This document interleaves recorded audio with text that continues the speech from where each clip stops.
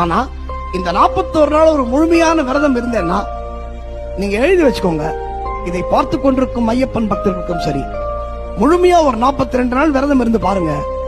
நீங்க வாழ்க்கையில நீங்க என்ன கேட்டீங்களோ கிடைக்கும், கேட்காததும் சேர்த்து கிடைக்கும். அவ்வளவு அவ்வளவு புனிதமான விரதம்.